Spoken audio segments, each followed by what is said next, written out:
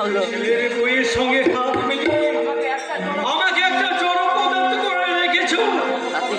গত কয়েকদিন ধরে জড়ালে বেহুশ ভাবে পড়ে আছি, সামান্য একটু ওষুধের জন্য। সেটার জন্য তো দূরের কথা, আবার কি হলো? মনে হচ্ছে যেন আবার আমার জ্বর আসছে।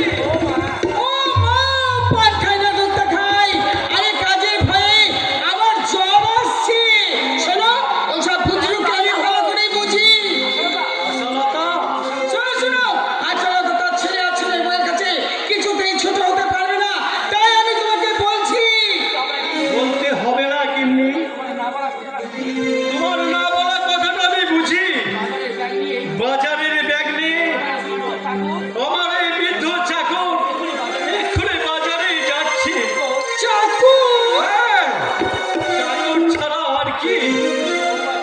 ছোট বৌমা ছিল, এবারের ঝি, তাকে যে দূরে সরে এই যে এবারের কাজ যখন সব আমাকেই করতে হচ্ছে, তখন তো আমি এবারের চাকর।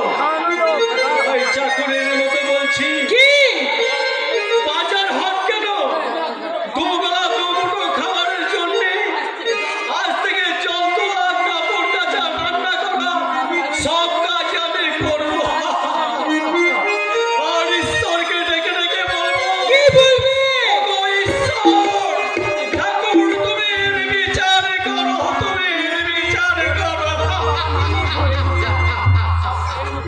স্বপ্নের মতন এই অকৃত করা তোমার এই বড় লোকের মেয়েকে ঘরে এনে শাশুড়ির যুক্তিতে ভাতৃবধূকে ঠেলে দেয় ওই অন্ধকারে।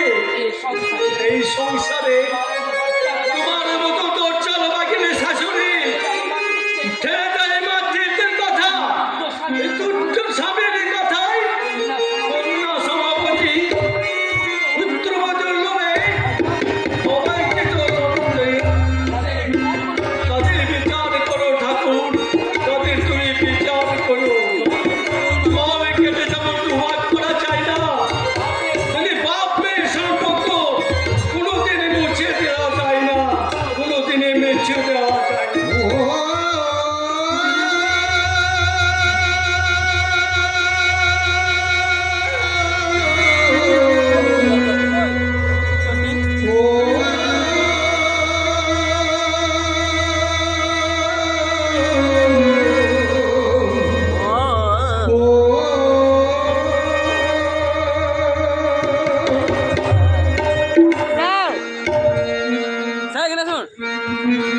তুমি কাঁদিছ নিচে বসে বসে একলা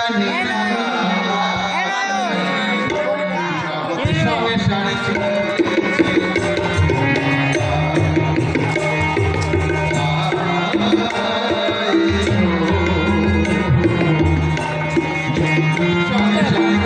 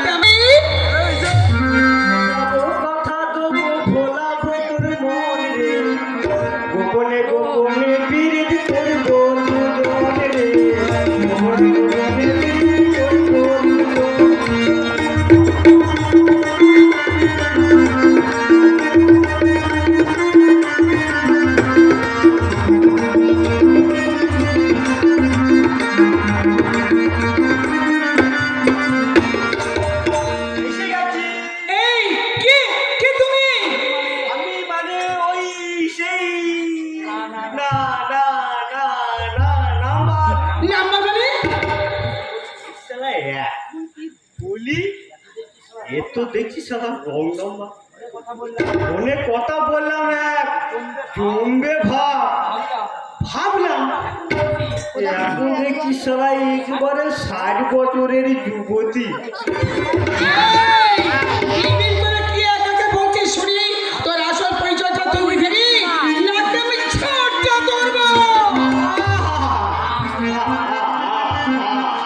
আসতে বলো শুনিনি নইলে আমার ভিতরে সব হর করে বেরিয়ে আসছে মানে আমি এইখানি কো কো কো করে বেরিয়ে